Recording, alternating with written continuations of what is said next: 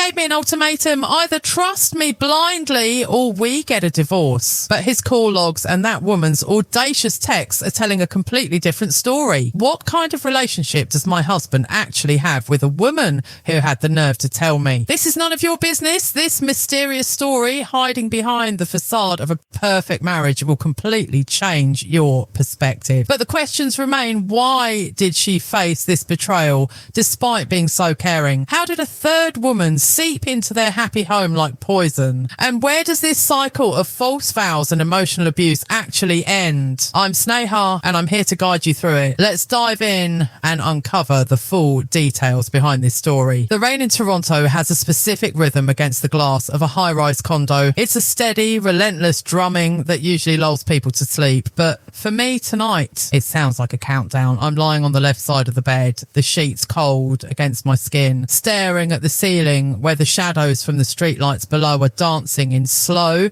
distorted shapes. Beside me, David is asleep, or at least his breathing has shifted into that heavy rhythmic pattern that suggests he's gone, drifted off into a world where I don't exist. But I'm awake. I'm 26 years old, running on caffeine and anxiety, trapped in a silence that feels louder than a scream. To anyone looking in from the outside, this room looks peaceful. It looks like the sanctuary of a young, happily married couple. We've been married for just over a year. It wasn't a whirlwind romance straight out of a movie. It was arranged, curated by family and mutual friends. In our culture, that's normal. You build love. You don't always fall into it. And I was ready to build. I came into this marriage with my heart wide open, believing that David was a good man. And on paper, he is. He's polite to neighbours. He has a steady job. He doesn't raise his voice. But there is a third person in this marriage. Not a person I can see, not a ghost haunting the hallway, but something small, rectangular and made of glass and metal. His phone. It's sitting on the nightstand right now, face down, always face down. For the last 7 or 8 months, that device has felt like a wall between us, a fortress I am not allowed to breach. It started subtly. You know how it is. You don't want to be that nagging wife, the one who spies, the one who is insecure. I pride myself on being mature. I've had a past, I've had relationships, and I know that trust is the foundation of everything. So in the beginning, I looked to the other way. I would see him smiling at the screen, a soft, genuine smile that I rarely received. I would walk into the room and his thumb would instinctively swipe the screen off, the room plunging into darkness before he'd look up with a blank expression. "What's up?" he'd ask, his voice casual, too casual. "Nothing," I'd say, swallowing the lump in my throat. "Just wondering if you wanted to watch a movie." He never did. Or if he did, the phone was always there, clutched in his hand or resting on his chest, guarded like a treasure. I tried to be the perfect wife. God, I tried so hard. I wanted the connection, the intimacy, the simple joy of spending a weekend together without distractions. I would suggest little trips, maybe a drive up north to see the autumn leaves, or just a dinner downtown at that new Italian place everyone was talking about. I wanted him to care for me. You grow up hearing about princess treatment, about finding a man who cherishes you, but I wasn't even asking for a fairy tale. I was just asking to be seen. Instead, I felt like a roommate he was barely tolerating. I remember one evening last month, he came home late from the office looking exhausted. His shoulders were slumped, his tie loosened. My heart went out to him. I know corporate life in this city is draining. I had dinner ready, his favourite. I wanted to ask him about his day, to be his safe harbour. How was work? I asked, setting the plate down. "Fine, busy," he muttered, not making eye contact. He pulled his phone out of his pocket before he even picked up his fork. I sat opposite him, watching the blue light reflect in his eyes. He wasn't present. He was somewhere else, with someone else inside that digital world. "David," I said softly, "can we maybe have a no phone rule at the table just for 20 minutes? He looked up, annoyance flashing across his face. "I have emails to check, Sarah. Stop trying to control everything." Control, and that was his favourite word lately. If I asked when he was coming home, I was controlling. If I asked who he was texting at midnight, I was controlling. If I wanted 5 minutes of conversation, I was demanding. The accusations stung because it was so far from the truth. I didn't want to control him. I wanted to know him. But the more I reached out, the more he retreated into that glowing screen. It made me question my own sanity. Was I being unreasonable? Was I too needy? I started overthinking every interaction. I would replay conversations in my head while I did the dishes, wondering if my tone was off, if I was pushing him away. But then then the gut feeling would return, that primal instinct that every woman has buried deep in her DNA. Something was wrong. It wasn't just the privacy, it was the secrecy. There's a difference. Privacy is closing the door when you use the bathroom. Secrecy is taking your phone into the bathroom with you every single time, and even for a shower, and leaving it on the counter where the water can't reach it, just so I can't touch it while you're vulnerable. Tonight, the feeling is overwhelming. It's suffocating me. I shift in the bed, the mattress creaking softly. David doesn't stir. He's in a deep sleep, his arm thrown over his eyes, and the room is dark, save for the faint ambient light from the city filtering through the sheer curtains. My eyes adjust to the gloom and my gaze drifts back to the nightstand. The iPhone is black, sleek and silent. It calls to me. It's been months of this dance, months of me pretending I don't care, pretending I don't notice the late night vibrations, the way he tilts the screen, the way he jumps if I walk up behind him. I close my eyes and try to pray. I whisper into the darkness, asking for peace, asking for clarity. Please, let me be wrong. Let me be a paranoid, insecure wife. Let it be nothing. I want to be wrong so badly. I want to wake up tomorrow and feel foolish for even doubting him. I want him to be faithful. I want this marriage to work. But my heart is hammering against my ribs, a frantic rhythm that drowns out the rain. Thump, thump, thump, thump. I can't take it anymore. The uncertainty is worse than the truth. It's a slow poison seeping into my veins, making me weak, making me doubt my own worth. I need to know. I need to see what is so important that it takes precedence over his wife, his marriage, his life. Slowly, carefully, I sit up. The duvet slides off my shoulder, the cold air hitting me instantly. I freeze watching David. He lets out a soft snore, his chest rising and falling rhythmically. He is completely out. My hand trembles as I reach out. My fingers brush against the cold wood of the nightstand. I pause. This is a line. I know it is. Once I cross it, there is no going back. If I check his phone and find nothing, I am the villain. I am the one who broke the trust. But if I find something and then my world ends, it's a gamble. Everything I have placed on a single bet. I take a breath, holding it in my lungs until they burn. My fingers wrap around the cool metal of the phone. It feels heavy in my hand, heavier than it should be. It feels like I'm holding a loaded gun. I pull it toward me, sliding back under the covers, creating a tent with the duvet to block the light just in case he wakes up. It feels like I'm a child again, reading a comic book with a flashlight, except this isn't a game. This is my life. I press the side button. The screen flares to life, blindingly bright in the darkness under the blanket. I squint, my heart rate spiking. The lock screen is a generic landscape, mountains, snow, nothing personal, no photo of us, of course not. I swipe up, passcode. My stomach drops. I don't know if he's changed it. He's been so secretive lately. It would make sense for him to change the code. I try the old one, his birth year combined with mine. It's a long shot. 209. The dots shake. Incorrect. My hands are sweating now. I try again. Maybe his mother's birthday. He's obsessed with his mother's opinion, always valuing her words over mine. I type it in. Incorrect. iPhone unavailable. Try again in 1 minute, warns the screen. I panic, almost dropping the phone. I shouldn't be doing this. This is madness. I should put it back. I should go to sleep. I should trust my husband. But then I remember the way he looked at me at dinner. The emptiness, the dismissal. I remember the months of loneliness, sitting on the couch while he texted someone else, smiling that secret smile. I wait out the minute, my breathing shallow, I think. What would he use? Something simple, something he wouldn't forget, but something he thinks I wouldn't guess. I try the date we got engaged, not the wedding date, but the day we decided to make this official. It was a chaotic day, but significant. 1, 2, the screen unlocks. The home screen icons stare back at me. It's open. I'm in. For a second, I just stare at it, paralysed by the invasion of privacy. I feel dirty.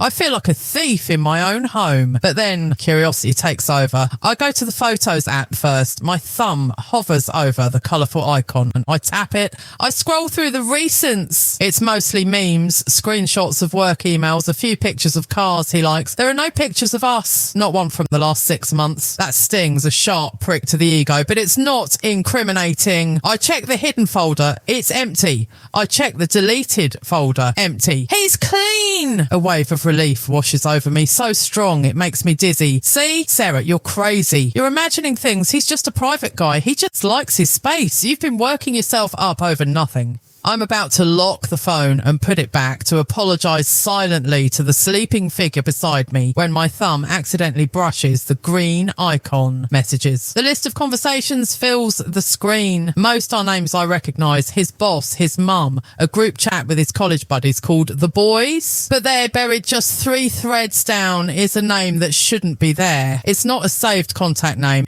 It's just a letter E. No last name, no emoji, just E. And the timestamp says yesterday. My blood runs cold. I shouldn't open it. I really shouldn't, but my finger moves on its own, driven by a force I can't control. I tap the conversation. The thread opens and it's endless. It's not just a few texts. It's a novel. Scrolls and scrolls of blue and grey bubbles. I start reading from the bottom. The most recent messages. Him, I wish you were here. E, I know it's hard. How is she? Him, you know how it is. She's there, but she's not you. The air leaves my lungs. I feel like I've been punched in the gut. She's there, but she's not you. He's talking about me. I am the she. I am the obstacle. I am the furniture in the room that gets in the way of his happiness. I scroll up, my eyes devouring the words, tearing my heart into shreds with every sentence. The intimacy in these texts is sickening. They talk about their days, their dreams, their frustrations. He tells her things he has never told me. He complains about his job, about the weather, about me. And then I see the pictures. They aren't explicit, not in the way you'd expect. They are selfies. Her sending a picture of her coffee. Him sending a picture of his office view. But then further up, a picture of a child, a little boy. E, he misses you. Him, I miss him too. Tell him Uncle David will see him soon. Who is she? Who is this woman with a child who calls my husband Uncle David? I scroll back months. I go back to the dates before our wedding, and that's when the ground truly disappears beneath me. E, are you sure you want to go through with this? Him, I have to. Family pressure. You know I can't leave, but it doesn't change us. E,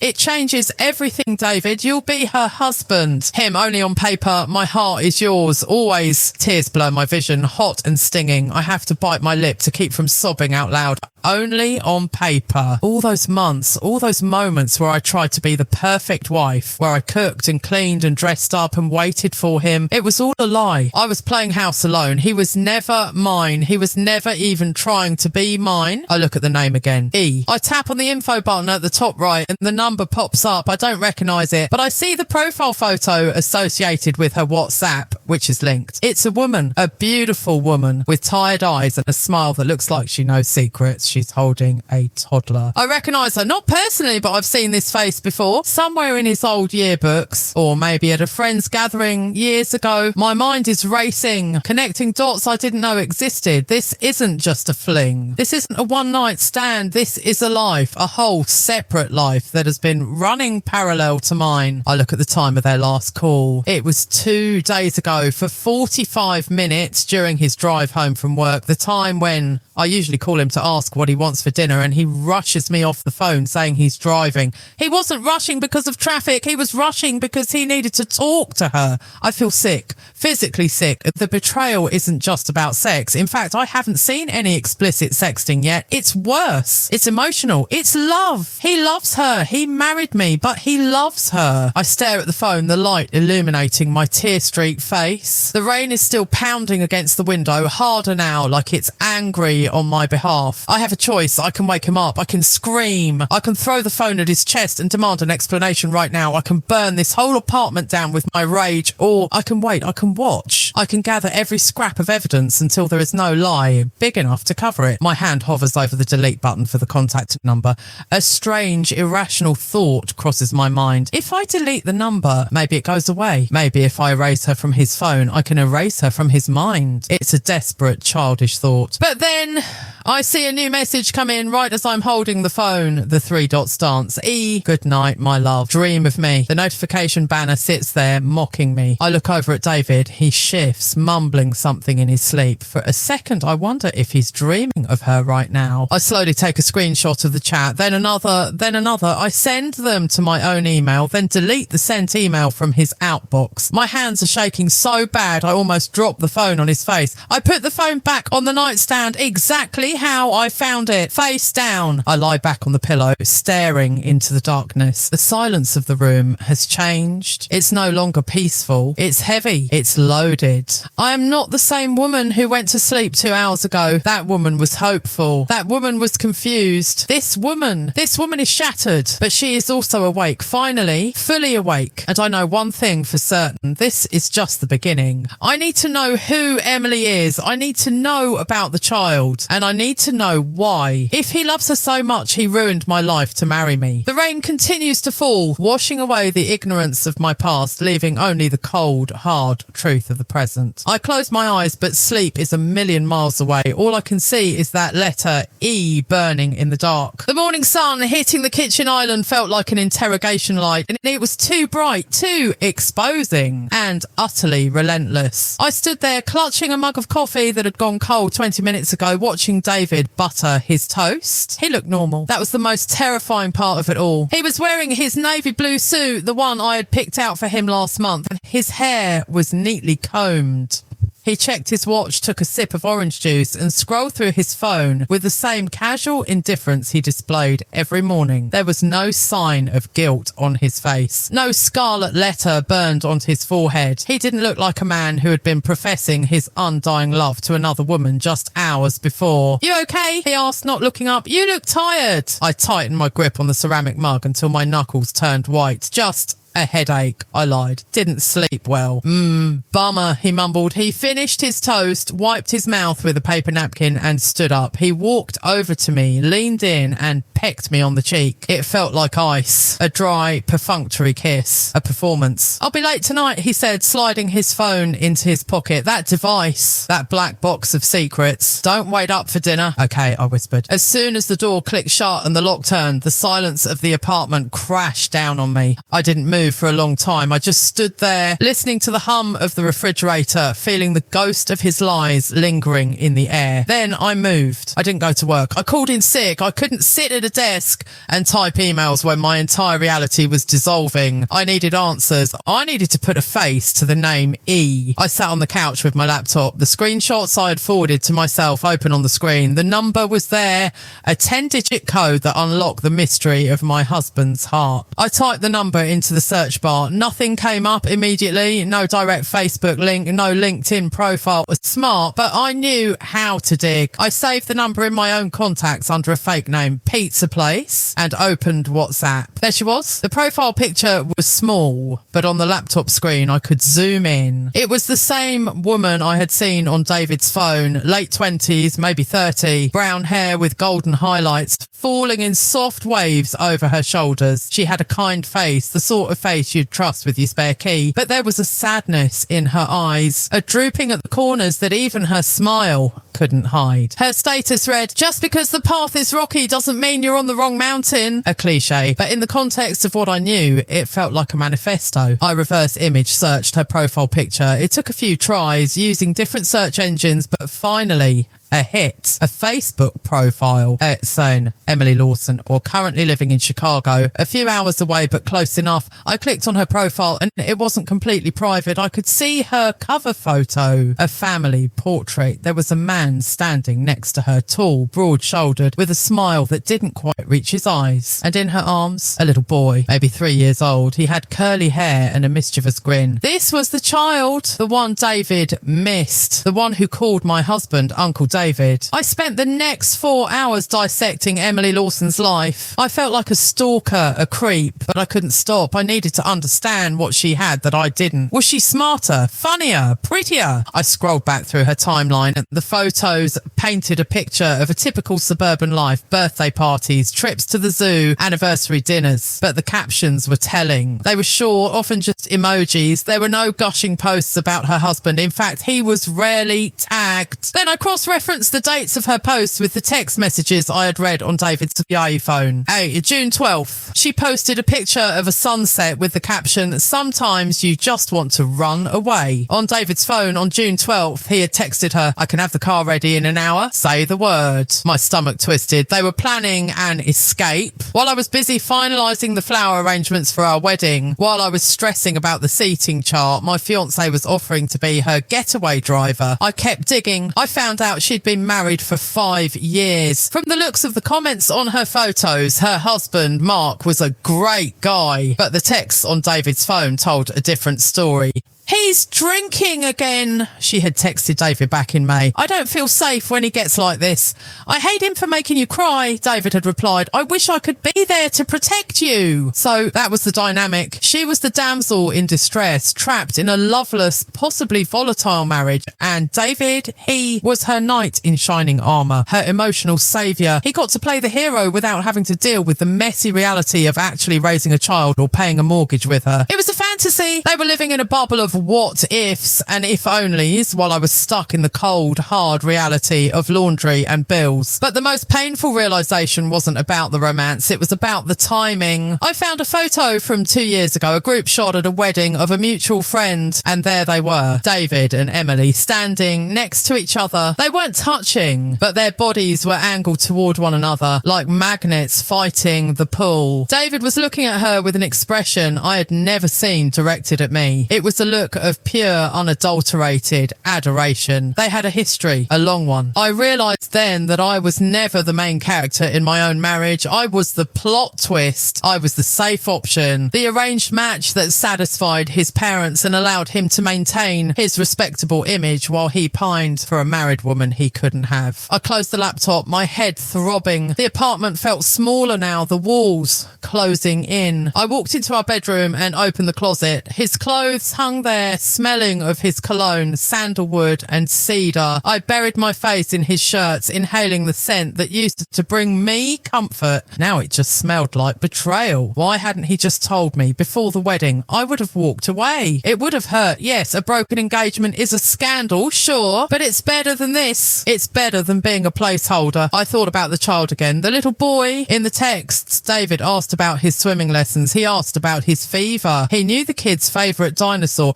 David didn't even know my favourite flower. The anger started to simmer then. It wasn't the hot, explosive rage of the night before. It was a cold, calculated fury. He thought I was stupid. He thought I was immature, as he liked to say. He thought he could keep me in a box, take me out for family functions and then put me back on the shelf while he lived his real life on a screen. I waited for him to come home. It was past 8 p.m. when the lock turned. I was sitting in the living room, the TV on mute, watching shadows flicker across the wall. He walked in, looking even more exhausted than he had in the morning. He loosened his tie, dropped his briefcase. "Hey," he said, sounding weary. "Sorry I'm late. Meeting ran over." Liar. "It's fine," I said, my voice steady. "Dinner is in the fridge." "I'm not hungry," he said, and he walked past me, heading straight for the bedroom. I followed him with my eyes. I saw him take his phone out, place it on the dresser, and then walk into the bathroom. The shower turned on. This was my chance. I didn't think. I just moved. I walked into the bedroom. The steam from the bathroom was already fogging up the mirror. I could hear the water running, masking any sound I made. I picked up the phone. It was locked, of course, but I knew the code now. 1, 2. It opened.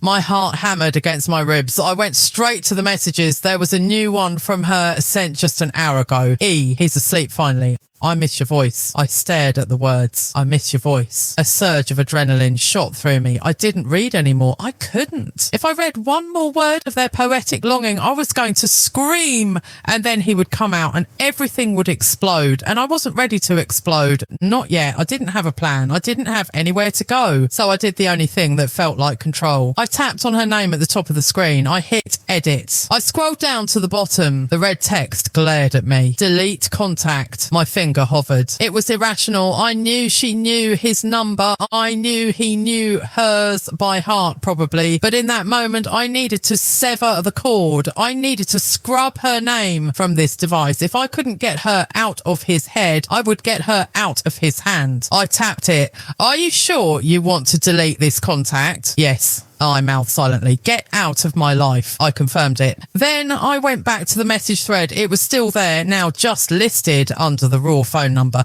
I swiped left, delete conversation. This will delete all messages and media. Do it. Burn it all. I hit delete. The thread vanished. The phone looked clean, innocent, just a list of work chats and spam texts. I put the phone back exactly where it was, wiping the screen on my shirt to remove my fingerprints. I sat on the edge of the bed, my heart racing so fast I thought I might pass out. I felt a strange mixture of triumph and terror. I had destroyed the evidence. I had removed the symptoms, but the disease was still there, showering in the next room. The water stopped running. I quickly stood up and busied myself with folding a blanket at the foot of the bed. David walked out, a towel wrapped around his waist, water dripping from his hair. He looked vulnerable like this. Human, not a villain, just a man. He glanced at the dresser, then at me. Everything okay? He asked, narrowing his eyes slightly.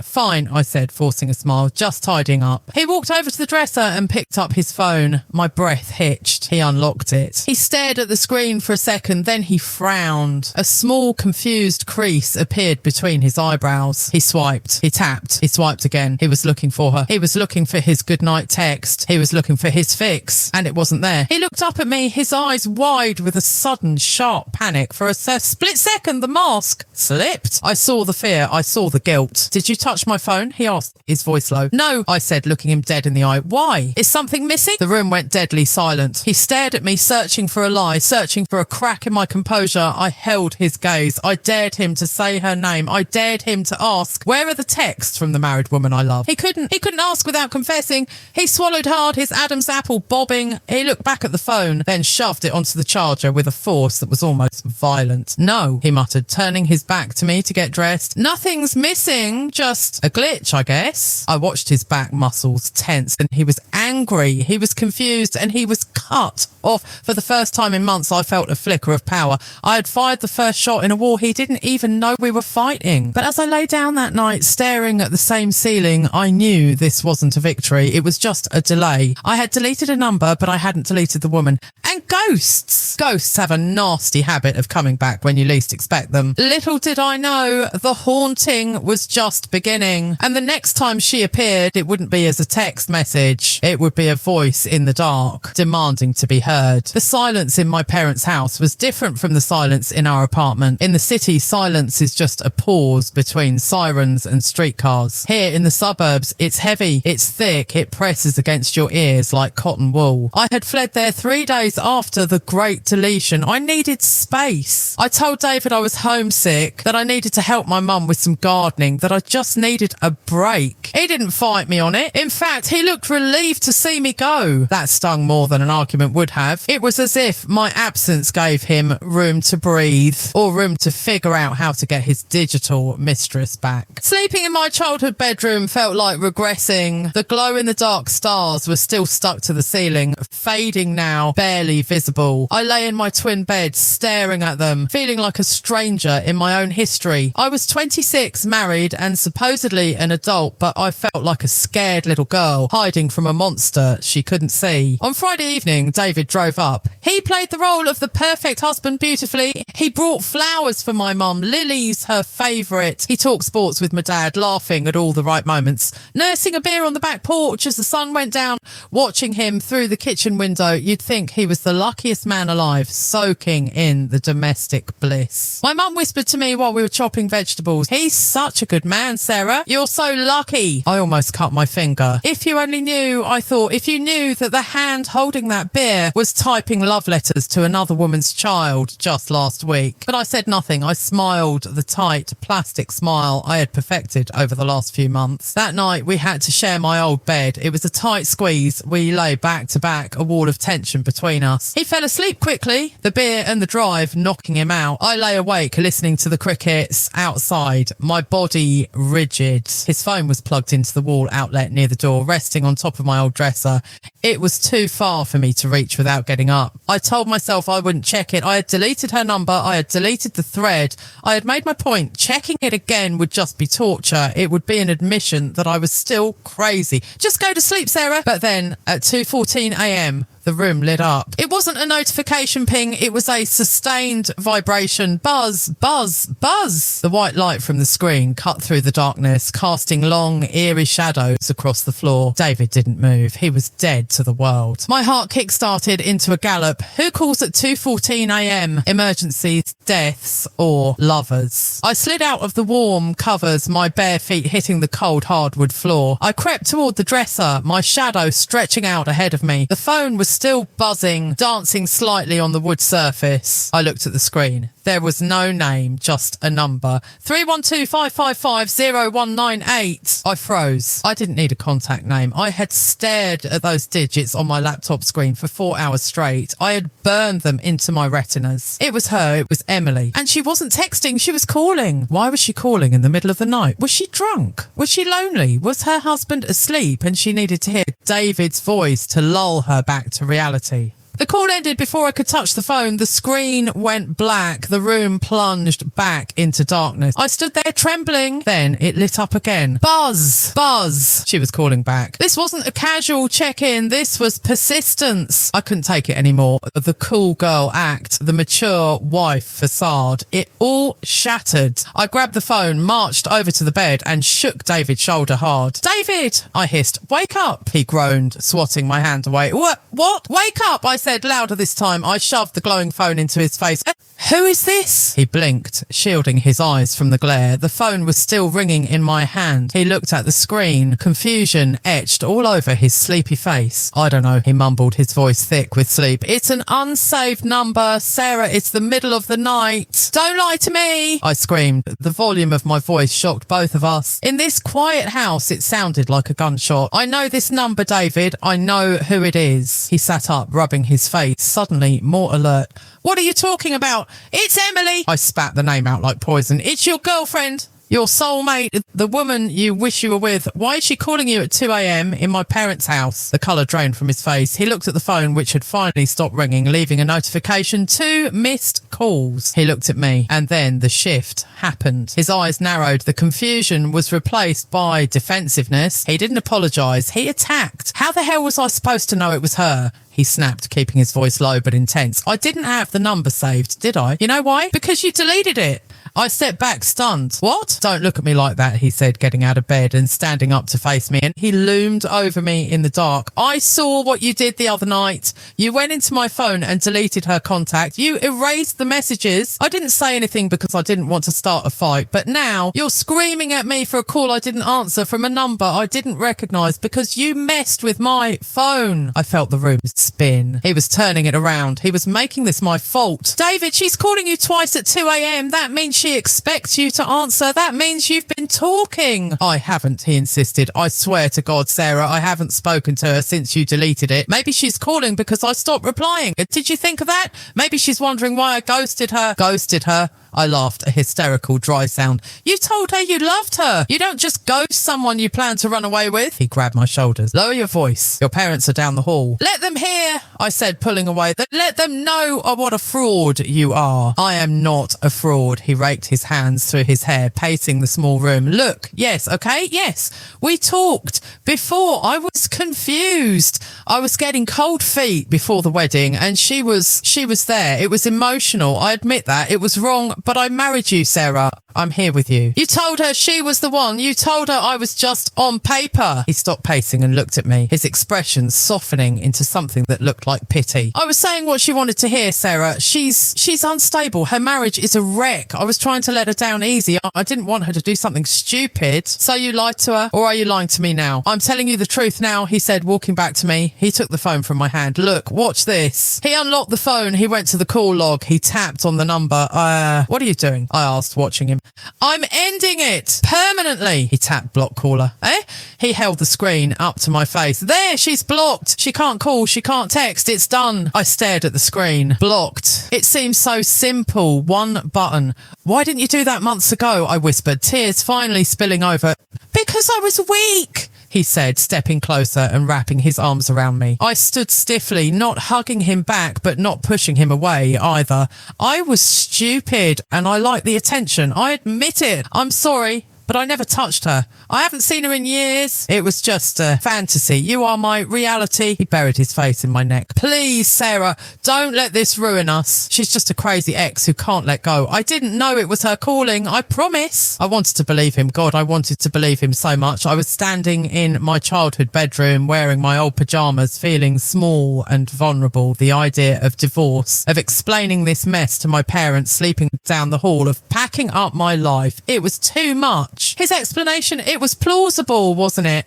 If I had deleted the number, he genuinely might not have recognised it on the screen. And if she was unstable, maybe she was just obsessively calling because he had gone silent. Maybe I had created this drama by interfering. Maybe if I had confronted him calmly instead of deleting things like a sneak thief, this would have gone differently. I feel like I'm going crazy, I sobbed into his chest. You're not crazy, he soothed, stroking my hair. You're just hurt, and I caused that. I'm so sorry. But it's over now. She's blocked. It's just us. He led me back to the bed. He pulled the covers up over us. He held me tight, his arm draped protectively over my waist. For the rest of the night, I lay there, listening to his breathing return to that slow, steady rhythm of sleep. He fell asleep so easily. How did he do that? How did he switch from a screaming match to deep slumber in 10 minutes? I stared at the glow-in-the-dark stars again. He had blocked her. I saw him do it. So why did I still feel a knot in my stomach? His words replayed in my head.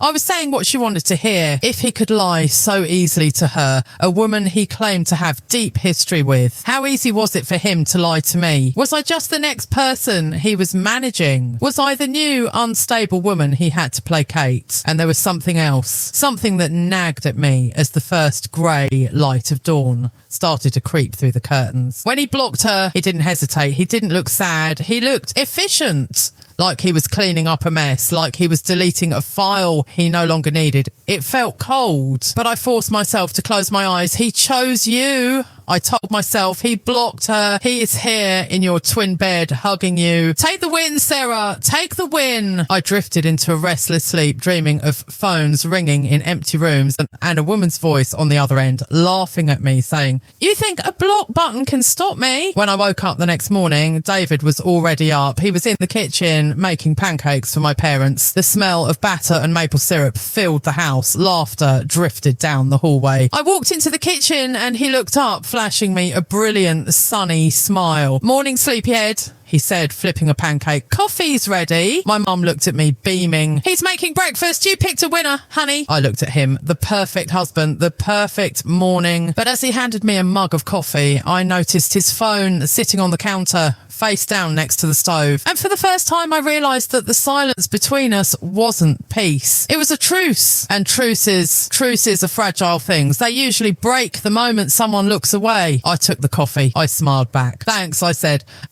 I didn't know it then, but the block button is just a digital curtain. It hides the act, but it doesn't stop the show. And the intermission was about to end. The drive back to Toronto on the 401 was a masterclass in performative normalcy. David drove with one hand on the wheel, the other occasionally reaching over to squeeze my knee. The radio was playing some generic top 40 hits, filling the silence that threatened to swallow us whole. We needed that, he said, glancing at me with a soft smile. A little reset. I'm glad we went to your parents' place. I nodded, staring out the window at the endless strip malls and concrete barriers rushing by. Yeah, I said, me too. I wanted to believe him. I wanted to believe that the scene in my childhood bedroom, the 2 a.m. phone call, the tears, the blocking of the number, was the climax of our movie. And now we were in the resolution phase, the part where the credits roll and the couple walks into the sunset. But life isn't a movie, and the reset button on a marriage is sticky. It doesn't always pop back up. For the next 2 weeks, our apartment felt like a stage set. We were actors hitting our marks, reciting our lines, desperate to convince the audience and ourselves that the show was a comedy, not a tragedy. David was perfect. That's the only word for it. Aggressively perfect. He came home on time. He put his phone on the kitchen counter, screen facing up, as if to say, look, Sarah, look how transparent I am. Look how much I have nothing to hide. He brought home Thai takeout from my favourite place on a Tuesday. He folded the laundry without being asked. He initiated sex with a passion that felt almost desperate,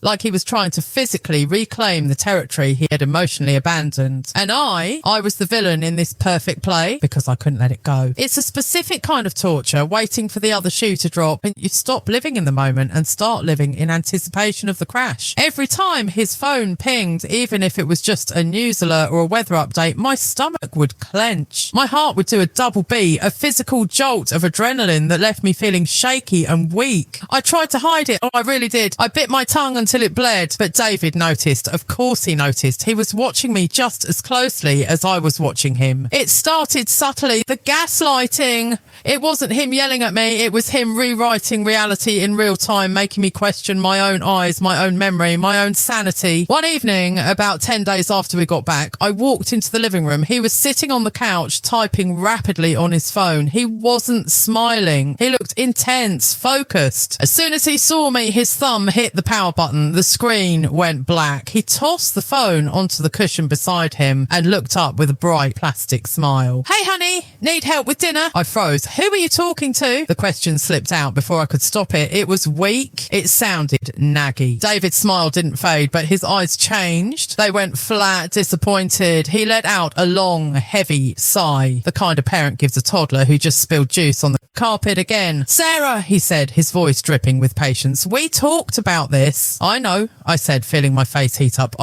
You turned it off so fast when I walked in." He laughed, a short, dry sound. "I didn't turn it off because I was hiding something. I turned it off because my wife walked into the room and I wanted to give her my attention. Is that a crime now?" He stood up and walked over to me, placing his hands on my shoulders. He looked deep into my eyes, his expression full of concern. "You're obsessed," he whispered gently. "You're looking for ghosts, babe." "There's no one there. I was emailing my boss about the quarterly reports." "Do you want to see? Do you want me to unlock it and show you the boring spreadsheet talk?" He reached for the phone. "No," I said, pulling away. "I believe you." "Do you?" He tilted his head. "Because it doesn't feel like it. It feels like I'm on trial in my own home. It feels like every time I pick up my device, I'm committing a felony." "I'm sorry," I muttered. It's hard to forget what I saw. "And I'm sorry for that," he said quickly. "I apologised. I blocked her. I've done everything you asked. But at what point is it enough, Sarah? At what point do you stop punishing me for a mistake I didn't even physically act on?" See what he did there? He shifted the goalposts. Suddenly, I was the one punishing him. I was the aggressor. He was the victim of my inability to forgive. He made me feel small, petty. "I'm not trying to punish you,"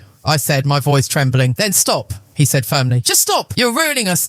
We're having a nice week. Things are good. And then you do this. You bring this dark cloud into the room. It's exhausting." He walked past me into the kitchen, leaving me standing there in the living room, feeling like I was the crazy one. Maybe he was right. Maybe I was ruining it. Maybe I was so damaged by my past that I couldn't recognise a good thing when I had it. That was his other weapon, my past. I had told him about my breakup in 2020. I had been open about how much it hurt, how that ex had lied to me. I told him because I wanted intimacy. I wanted him to know my scars. Now he used those scars as ammunition. A few nights later, we were getting ready for bed. I was brushing my hair, looking at my reflection in the mirror. I looked tired. There were dark circles under my eyes that no amount of concealer could hide. David came in, scrolling on his iPad. He looked up at me. "You know," he said casually, "I was reading this article about projection in relationships." I put the brush down. "Oh, yeah. It says that sometimes when people have been hurt before, they project that trauma onto their new partner. They expect to be cheated on, so they create scenarios where they feel cheated on, even if nothing is happening. It's a self-fulfilling prophecy." He looked at me pointedly. "Are you saying that's what I'm doing?" I asked. "I'm just saying, think about 2020, Sarah. That guy did a number on you, and I get it. It sucks, but I am not him, and it hurts me that you can't see the difference. You're treating me like a criminal because of what he did to you." It was a masterstroke of manipulation. It sounded so logical, so psychological, so caring. "I'm not projecting," I argued feebly. "I saw texts, David. I saw a call log. That's not projection. That's evidence." "Evidence of what?" he shot back. "Of a conversation? Of a friendship that got too emotional?" "Yes, but you act like I was sleeping with her. You act like I have a second family. You're blowing it out of proportion because your anxiety needs a target." He walked over and kissed my forehead. "I think you need to talk to someone, maybe a therapist, just to help you work through that old trust stuff. For us. For us, everything was for us." I went to bed that night feeling a heavy blanket of shame, He was right, wasn't he? He was here. He was in my bed. He had blocked her.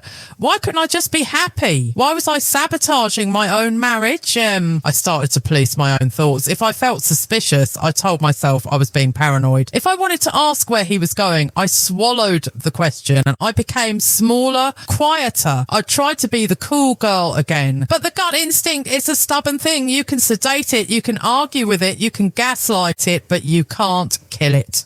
The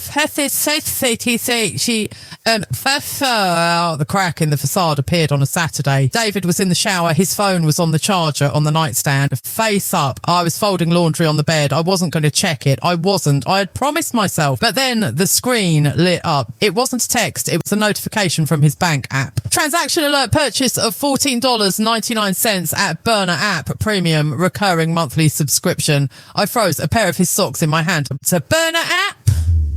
I knew what that was. It's an app that gives you a second phone number, a fake number, a number you can use to text and call people without it showing up on your main carrier bill, a number that leaves no trace on your actual SIM card. My blood ran cold. He hadn't blocked her. Well, maybe he had blocked her on his main number, but he had just bought a whole new digital line to keep the channel open. He wasn't emailing his boss about spreadsheets. He wasn't innocent. He was evolving. He was getting smarter. He was adapting to my surveillance. I looked at the bathroom door. I could hear him humming a tune under the shower spray. He sounded happy, carefree. Of course he was happy. He had figured out a way to have his cake and eat it too. He had figured out a way to keep his wife quiet with reverse psychology and guilt trips while keeping his mistress on a secret encrypted line. The gaslighting wasn't just him telling me I was crazy. It was him constructing a reality where he was the saint and I was the sinner, all while he was actively betraying me in the background. I stared at the notification until the screen went dark again. He came out of the bathroom a few minutes later, toweling off his hair. He saw me standing there, rigid, staring at the wall. "Are you okay?" he asked, that fake concern lacing his voice again. "You look pale." I turned to look at him. I looked at this man who had stood in my parents' kitchen and charmed my mother. This man who had lectured me about projection and suggested I needed therapy. I realised then that I was living with a stranger, a dangerous stranger. "I'm fine," I said. My voice sounded hollow, like it was coming from someone else. "Just a headache." "Again?" He frowned. "You should really take something for that, babe." "Yeah," I said, watching him pick up his phone and slide it into his pocket. "I should." I didn't confront him about the app, not yet, because the game had changed. Before, I was fighting for his attention. I was fighting to save the marriage. Now I was fighting for my sanity. He thought he had won. He thought he had pacified me, beaten me down with logic and shame until I was too afraid to question him. But he made one mistake. He forgot that the paranoid wife is also the observant wife. He walked out of the room whistling. I sat on the bed and let the anger wash over me. It wasn't the hot, tearful anger of before. This was cold. This was steel. "You want to play games, David? You want to use technology to hide?" Okay. I picked up my own phone. If he had a burner number, he was using it. And if he was using it, he was careless. He was arrogant. He thought I was stupid. "I'm not projecting, David," I whispered to the empty room. "I'm preparing." The gaslight was flickering and I was about to smash the lamp. The weeks that followed were a blur of artificial peace. We were existing in a stalemate. I knew about the Burner app. I knew he had a secret line out to the world, but I hadn't played that card yet. I was holding it like a jagged rock in my pocket, waiting for the exact moment to throw it through the glass house of our marriage. In the meantime, David became arrogant. Criminals, even the smart ones, eventually get sloppy. They get comfortable. They start to believe their own lies. David thought he had pacified me with his projection speech and his therapy suggestions. He thought I was back in my box, the obedient, slightly neurotic wife who just needed a hug and a reassurance. He stopped taking his phone into the bathroom every single time. He started leaving it on the coffee table again. It was a power move. He was practically daring me to look, confident that I wouldn't find anything because he had moved his illicit operations to the secret app. But he forgot one thing. The main line, his actual phone number, was still the bridge between his past and his present. And sometimes people try to cross a bridge even after you've burned it. It was a Sunday afternoon. David was napping on the recliner, a football game droning on the TV at low volume. The Eagles were losing. He was out cold, mouth slightly open, looking for all the world like an innocent man. His phone was plugged into the charger on the kitchen island. I was chopping vegetables for a stew 312. The rhythmic chop, chop, chop of the knife was the only sound in the kitchen.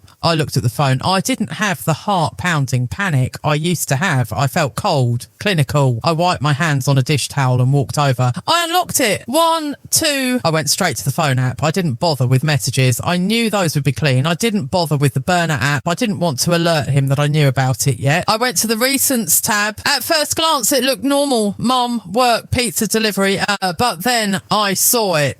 iPhone has a feature where even if a number is blocked, sometimes the attempts still register in the history if the carrier lets them through before the phone kills the connection. Or maybe he had unblocked her temporarily and then reblocked her. I didn't know the technical glitch that caused it, but there it was. 312-555-0198. Block call. Yesterday, 11:42 p.m. 312-555-0198. Block call. Yesterday, 11:45 p.m. 312-555-0198. Blocked call. Today, 10:30 a.m. Call upon call upon call. She wasn't stopping. She was hammering against the digital door he claimed to have locked. I stared at the screen. The red text of the missed calls looked like blood. If he had truly ended it, if he had truly told her, I love my wife, leave me alone. Why was she calling like this? You don't call an ex-lover 5 times in 24 hours unless you think there's still a chance, unless you think he wants to answer, or unless she knows something I don't. My hands started to shake, not from fear, but from a rage so pure it felt like it could melt the countertops. I didn't wake him up, not yet. I reached into my pocket and pulled out my own phone, my Samsung. I had a number memorised, of course. I opened my messaging app. I typed in the digits 312-555-0198. I stared at the blinking cursor. What do you say to the woman destroying your life? Do you beg? Do you scream? Do you threaten? I kept it simple. I wanted to be the adult in the room. Me. Stop calling him. He's married. Move on. I hit send. The bubble turned blue. Delivered. I stood there leaning against the kitchen island, staring at my own phone. My heart was hammering against my ribs. Thump, thump, thump, keeping time with the seconds ticking by. 1 minute passed. 2 minutes. Maybe she wouldn't reply. Maybe she would be ashamed. Maybe she would realise that the wife knew and she would slink back into the shadows where she belonged. 3 minutes. My phone vibrated. I almost dropped it. I snatched it up, my eyes scanning the screen. 312-555-0198. Who is this? She was playing dumb. Me. You know who this is? It's his wife. Stop calling, David. I watched the 3 little dots appear immediately. She was typing. She wasn't scared. She was fast. 312-555-0198. You don't know the whole story, sweetie. The condescension dripped off the screen. Sweetie! Me, I know enough. I know you're a married woman with a kid who can't respect boundaries. Stay away from my husband. The dots danced again. Long pause this time. She was crafting her masterpiece. Then the message popped up. 312-555-0198. What we have is none of your business. If he wanted to stop talking to me, he would. Maybe ask him why. He hasn't. The air left my lungs. None of your business. My marriage, my husband, my life, and she, the outsider, the intruder, had the audacity to tell me it was none of my business. And the second part, maybe ask him why he hasn't. She was implying they were still talking. She was implying the block on his main phone was just for show. She knew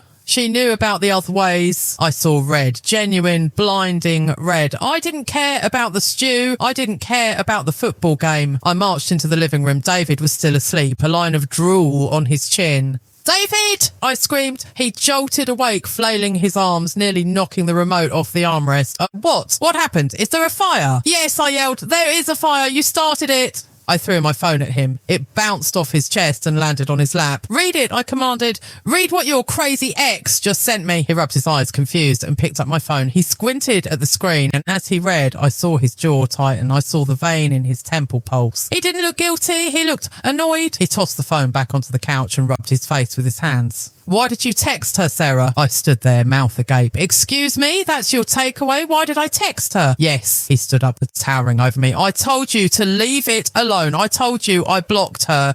Why are you poking the bear? Why are you inviting drama into our lives? She called you 5 times yesterday, David. 5 times I saw the log. So, he threw his hands up. I didn't answer. That's the point of a block list. I can't control what she does. I can only control what I do. And I didn't answer. But you had to go and open a line of communication. You had to text her. She told me it's none of my business, I screamed, tears hot on my face. She acted like she owned you. She said, ask him why he hasn't stopped. What does that mean, David? What does she mean? He looked away, his jaw working. She's trying to get in your head and clearly it's working. She knows you're insecure and she's playing you like a fiddle. I am not insecure. I am being gaslit. Oh, stop using that word, he snapped. You learned a buzzword on the internet and now everything is gaslighting. Look, Sarah, I'm tired. I work 50 hours a week. I come home. I try to be present. I try to make this work, but I can't do this anymore. I can't be with someone who acts like a detective instead of a partner. The room went deadly silent. What are you saying? I whispered. He looked at me cold, hard, unyielding. I'm saying if you can't trust me, then maybe we shouldn't be doing this. My heart stopped. Are you threatening me with a divorce? I'm giving you a reality check, he said, crossing his arms. Love isn't enough, Sarah. You need trust, and you don't have it. You don't trust me. You track my calls. You check my phone while I sleep. You harass people from my past. It's toxic. It's suffocating, and I won't live like this. He took a step closer. So here is the deal. You stop right now. You never check my phone again. You never mention her name again. You trust me blindly because that is what a wife does, or we call it quits. I pack a bag and I go stay at my brother's and we file the papers. I stared at him, unable to breathe. He was flipping the script. He was the one who cheated emotionally, if not physically.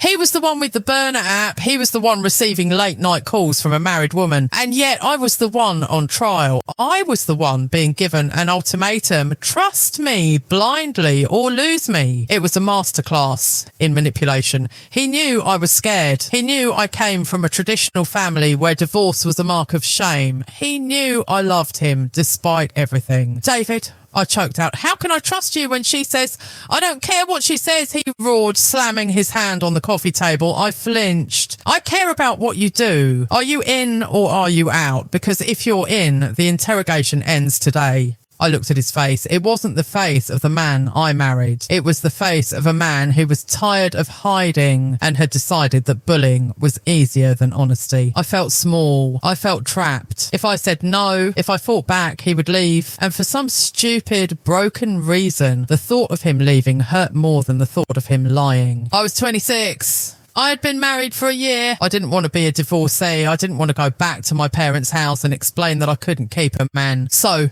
I folded. I looked down at the floor, the fight draining out of me like water from a cracked vase. I'm in, I whispered. I can't hear you, he said. I'm in, I said louder, hating myself. I won't check it again. He let out a long breath, his shoulders relaxing. The monster receded and the nice guy returned. Good, he said softly. He walked over and pulled me into a hug. My body was stiff as a board. I'm doing this for us, Sarah. We can't build a future on suspicion. You'll see. It's going to be better now. He kissed the top of my head. I'm going to go take a shower. Why don't you order us some pizza? Let's just have a nice night. He released me and walked toward the bathroom, whistling a little tune. I stood in the middle of the living room, feeling like I had just sold my soul. I looked at my phone, still sitting on the couch where he had thrown it. The screen was dark. I picked it up. I opened the message thread with Emily. I wanted to type, you win. But I didn't. I just deleted the thread. David thought he had won. He thought he had bullied me into submission. He thought that by threatening to leave, he had secured his freedom to do whatever he wanted in the shadows. But as I stood there listening to the shower turn on, I realised something. Blind trust isn't trust. It's willful ignorance. And I couldn't be ignorant anymore. He had drawn a line in the sand. He told me not to look. But he didn't say I couldn't listen, and he didn't say I couldn't watch where he went when he walked out that door. Okay, David, I whispered to the empty room. I won't check your phone, but there are other ways to catch a liar. I went to the kitchen and grabbed his keys. I looked at the keychain. There was a small decorative fob I had given him when we were dating, a little leather pouch. I squeezed it. It was hollow. I had an idea that terrified me. If I couldn't look at his digital life, I would have to track his physical one. The ultimatum hadn't fixed our marriage. It had just turned it into a cold war. And in a cold war, you don't attack from the front. You plant bugs. You use spies. You wait. I put the keys back. I ordered the pizza and I prepared for the next chapter of my life, the spy. The silence in our condo wasn't peaceful anymore. It was heavy, like the air before a thunderstorm. It had been 3 weeks since the ultimatum Ultimatum. 3 weeks of me playing the role of the Stepford wife. 3 weeks of biting my tongue until I could taste the copper tang of blood. I was living by a new set of rules. Don't ask, don't look, don't suspect. It was Friday night. Outside, Toronto was alive. I could hear the faint hum of traffic, the distant sirens, the sounds of people going to bars, to movies, to lovers. Inside, I was sitting on the beige sectional, staring at a muted cooking show, my phone clutched in my hand like a lifeline I was forbidden to use. It was 8:30 p.m. David usually finished work at 5 o'clock. The old Sarah, the Sarah from a month ago, would have texted him at 6 o'clock. She would have sent a simple, "Hey babe, working late, want me to hold dinner?" But the new Sarah was terrified.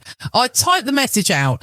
"Is everything okay?" I stared at it. My thumb hovered over the blue arrow. "Trust me blindly or we divorce." That was the deal. If I sent this text, was I breaking the deal? Would he see this as caring, or would he see it as surveillance? Would he come home and throw his keys on the table and say, "I can't breathe, Sarah, you're smothering me"? I deleted the text, backspaced every letter until the screen was blank again. I went to the window and looked down at the street. I was searching for his silver sedan. Every pair of headlights that swept across the driveway made my heart jump, followed by a crushing wave of disappointment when the car kept driving. This is what my life had become. I was a prisoner of his schedule, a schedule he refused to share with me. When the lock finally clicked at 9:15 p.m, I didn't run to the door. I stayed on the couch. I forced my body to relax, forced my face into a neutral mask. He walked in, bringing a gust of cold air and the smell of the city with him. He looked exhausted. His tie was undone, his top button unfastened. "Hey," he said, kicking off his shoes. He didn't look at me. He walked straight to the kitchen and opened the fridge. "Hey," I said, my voice sounding small in the large room. "There's lasagna in the oven." I kept it warm. He grabbed a bottle of water and chugged half of it before answering. "I ate at the office. Ordered pizza with the team." Oh, I swallowed the hurt. "Okay." He walked into the living room and collapsed onto the armchair. Not the couch next to me, but the chair across the room. He rubbed his temples. "You're home late," I said. It wasn't an accusation, and it was an observation. He shot me a look, a sharp, warning glance. "We have a deadline, Sarah. You know that." "I know," I said quickly. I was worried you didn't text." "I was busy," he snapped. "I can't be updating you every hour. I'm not a child. I'm a grown man trying to build a career." "I know you are," I said, and trying to keep my voice steady. I like to know when you're coming home so I don't worry. It's safety, David. It's not control." "It feels like control," he muttered, closing his eyes. "It feels like I have a parole officer waiting for me." Tears pricked my eyes. A parole officer. That's what I was to him. "I just want to spend time with you," I whispered. "Ideally on a Friday night." He sighed, a long, exaggerated sound of suffering. "I'm tired, Sarah. Can we not do this? Can I just sit here without an emotional performance?" And I stood up and walked to the bedroom, closing the door softly behind me. I didn't slam it. I didn't scream. I just dissolved. I fell to my knees on the rug beside the bed. This had become my ritual. I wasn't overly religious before, but now prayer was the only place I could speak without being gaslit. "God, please," I whispered, pressing my forehead against the mattress. "Please show me what to do. Am I crazy? Am I the problem? Help me understand him." I cried silently, the tears soaking into the duvet cover. I felt like I was losing my mind. He made me feel so small, so needy. And the worst part, I was doing everything for him. I managed the bills. I made sure his credit card payments were on time because he always forgot. I ironed his shirts on Sunday nights so he'd look crisp for his meetings. I cooked his favourite meals. I was giving him the princess treatment, the kind of care women beg for on TikTok, and he was treating me like an annoyance he couldn't shake off. But it wasn't just him. It was the chorus of voices he had surrounded himself with, specifically his mother. The next day, Saturday, we went to his parents' house for lunch. It was mandatory, another performance. My mother-in-law, Linda, was a woman who smiled with her mouth, but never with her eyes. She sat at the head of the table, cutting her roast beef with surgical precision. "David, you look thin," she said, eyeing him. Then she looked at me. "Is he eating enough, Sarah?" "I cook every night," I said, forcing a smile. "He just works late a lot." "Work is hard," Linda said dismissively. "He's building a future. You need to support that. You know, when his father was that age, I never pestered him. I made the home a sanctuary. A man needs peace when he comes home, not questions." I froze, my fork hovering halfway to my mouth. She knew he had told her. "I don't pester him," I said quietly. "Oh, honey," she chuckled, a condescending sound. David tells me things. He says you get very anxious when he's not around. You need to work on that. It's not attractive. A man doesn't want a second mother. He wants a wife who understands his freedom. I looked at David. He was eating his potatoes, not looking at me. He wasn't defending me. He was letting his mother dissect my character while he enjoyed the meal. I understand him fine, I said, my voice hardening slightly. I just think in a marriage, communication is important. Linda put her knife down. Communication is good. Interrogation is bad. You're young, Sarah. You don't understand how men work. If you hold on too tight, sand slips through your fingers. You're going to push him away. I'm going to push him away. I wanted to scream. I wanted to flip the table and shout, your son is emotionally cheating on me with a married woman named Emily. He has a burner phone. He's the one pushing me away. But I couldn't because blind trust. Because if I brought it up, I was the crazy one. I was the one dwelling on the past. I swallowed the rage along with the dry roast beef. I'll keep that in mind, I said. The drive home was silent. David seemed lighter, happier. A visit to Mommy always recharged his narcissism. She validated him. She told him he was perfect and that I was the problem. My mum likes you, he said casually, merging onto the highway. She just worries. She thinks you're a bit, intense. Intense, I repeated. Yeah, you know, the way you look at me sometimes like you're analysing me. I am your wife, David. I'm supposed to see you. Yeah, but you don't get me, he said, shaking his head. You don't get the pressure I'm under. You just want me to be this rom-com husband who takes you on dates and holds your hand. Life isn't like that. I looked out the window, watching the city skyline approach. I don't need a rom-com. I need a partner. I told you everything about me, David. Remember 2020? I told you about my ex. I told you how he lied to me. I laid myself bare so you would know exactly who I was and what I needed. Honesty. That's all I asked for. And I'm honest, he insisted. I told you nothing is going on, but you won't let it go. You're punishing me for your ex's mistakes. There it was again. The projection argument. I'm not punishing you, I whispered. I'm grieving us. Oh my God, stop being so dramatic, he laughed. We're fine, look at us. We have a nice car, a nice condo, we're fine. We arrived home and he immediately went to his man cave, the second bedroom we had converted into an office. He closed the door. I have work to catch up on, he said through the crack before shutting it. I stood in the hallway staring at the white painted wood. He wasn't working. I knew he wasn't working. It was Saturday afternoon. He was on the burner app. I could feel it in my bones. He was in there typing to her, telling her how nagging his wife was, telling her how his mother agreed with him, telling her how much he wished he was with her, the one who understood him. I felt a wave of nausea. I walked into the living room and sat on the floor, leaning my back against the sofa. I felt incredibly, profoundly alone. I had no friends here who would understand. If I told them, they'd say, leave him. But it's not that simple, is it? Marriage is a web. You're tangled in families, in finances, in expectations, and there's that tiny stupid part of you that still loves the version of him that existed in the beginning. I thought about the money. I was always so careful. I checked my bank account 10 times before buying a new dress. I asked him if we could afford takeout. Meanwhile, he was spending money on secret apps, maybe sending her gifts, maybe saving up for that escape plan they talked about. I was playing the role of the responsible partner and he was playing the role of the bachelor with a secret life. I looked at the clock. He had been in the office for an hour. I stood up. I walked to the office door. I raised my hand to knock, but I stopped. If I knocked, he would yell. He would say I was interrupting. He would say I was controlling his time. I lowered my hand. I was a ghost in my own house. I was haunting the hallways, unseen, unheard, unwanted. But ghosts see everything. I walked back to the kitchen. I saw his car keys on the counter, the main set. I picked them up. I ran my thumb over the leather fob. He thought I was beaten. He thought his mother had scolded me into submission and his ultimatum had scared me into silence.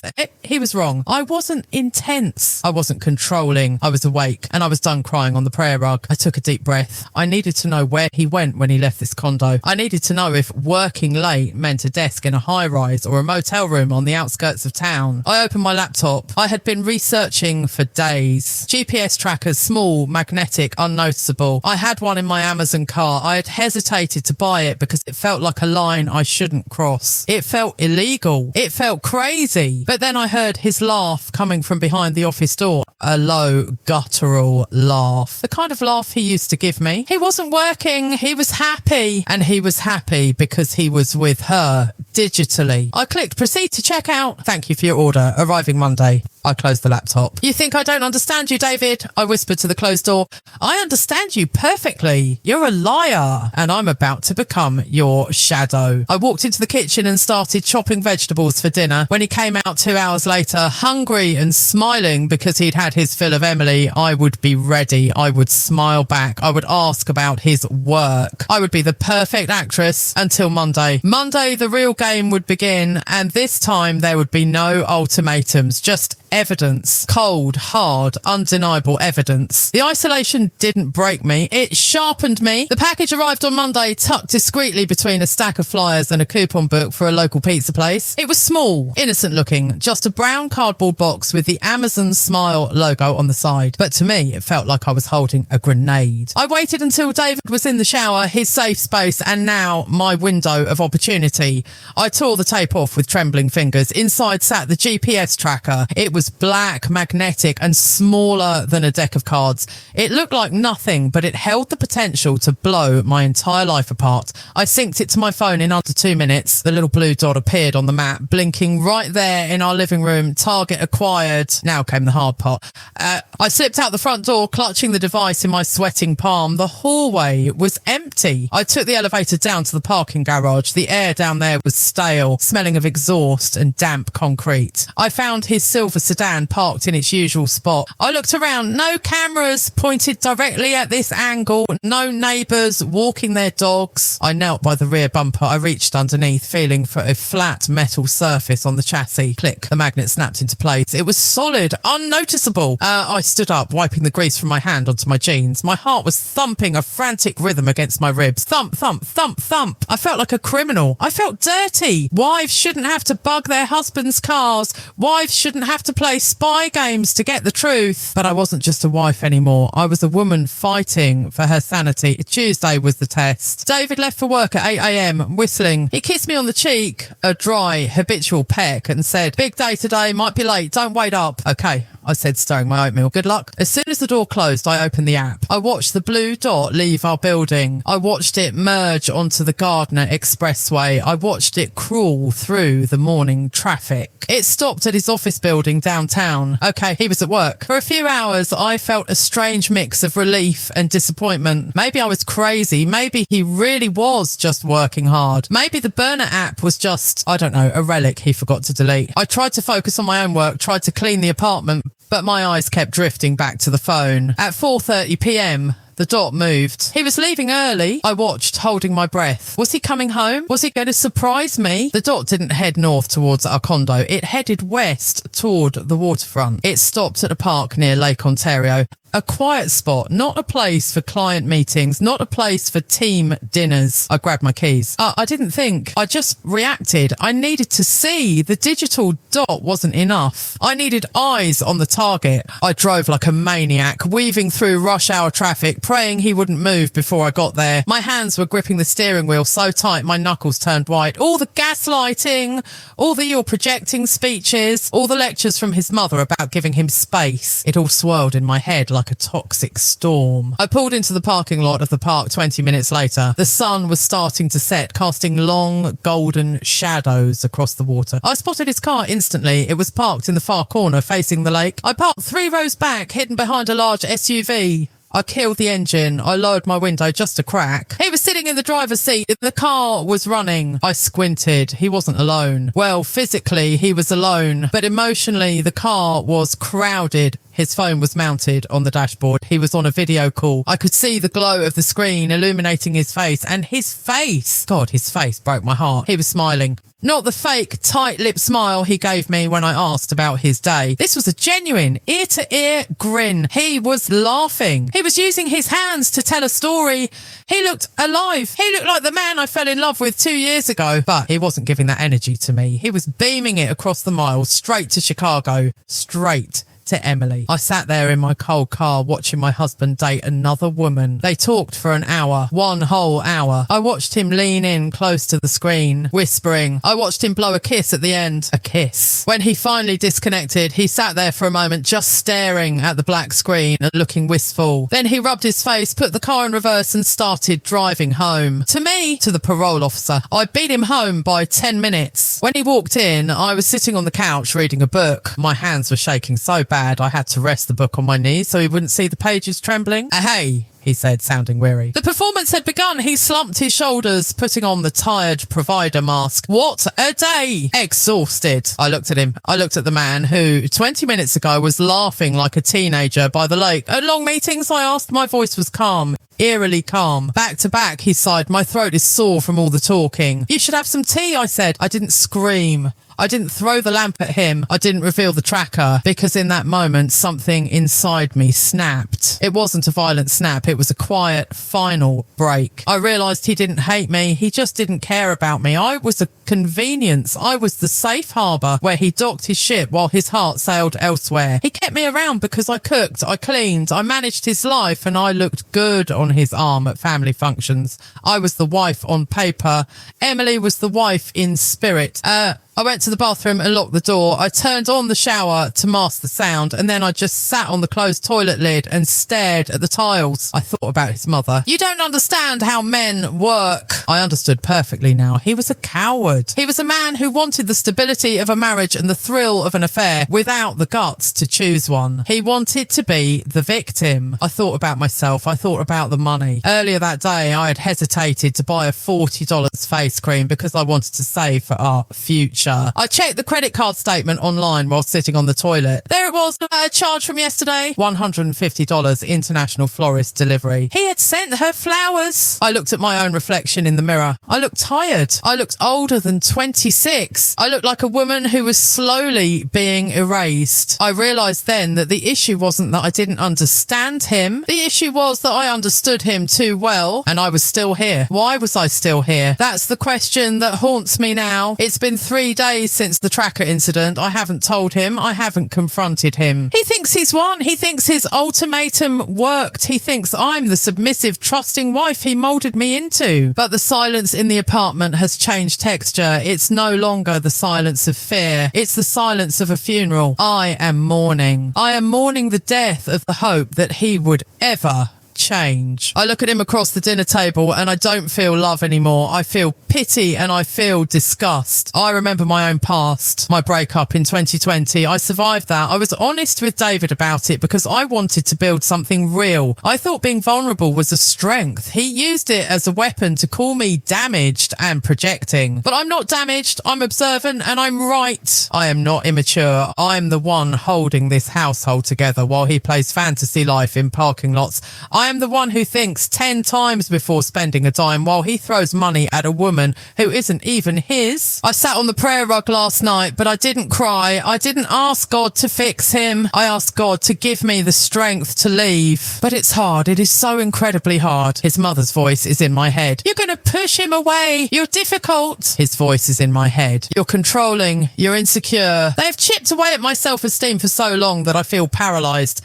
I feel like if I leave, I'm confirming that I failed, that I couldn't keep a man, that I am the problem. But then I look at the tracker app, I see the dot at the park, I see the light, and I know the truth. I am sharing this story because I have no one else. If I tell my parents, they will be heartbroken. If I tell his parents, they will blame me. I am alone in a foreign country, foreign not in geography, but in spirit. This marriage is a foreign land where I don't speak the language of deception. He thinks I don't understand him. He thinks I'm simple, but I'm not simple. I'm just tired. So here we are at the crossroads. He is in the other room right now, probably texting her goodnight on his burner app. He thinks I'm asleep. I am wide awake. I have the evidence, I have the screenshots, I have the GPS logs, I have the bank statements. I have everything I need to blow his world apart. I could send it all to Emily's husband. I could print it out and hand it to his mother. I could file for divorce and take half of everything. But I am frozen. The fear of the unknown, of starting over at 26, of being a divorcee, of the stigma, of the loneliness, is holding me back. I need you to tell me what I can't tell myself. Am I wrong? Is there any coming back back from this? Is there any world where he changes, or am I just delaying the inevitable, letting him steal more years of my youth while he gives his heart to someone else? I'm looking at the door. It's unlocked. I could just walk out, but my feet feel like lead. This is my reality. It's not a movie. There is no script writer to hand me a happy ending. There is only me, the silence, and the glowing blue dot on the screen. What would you do? Would you stay and fight for a man who isn't really there, or would you burn the bridge and never look back? I'm Sarah, and I'm waiting for a sign.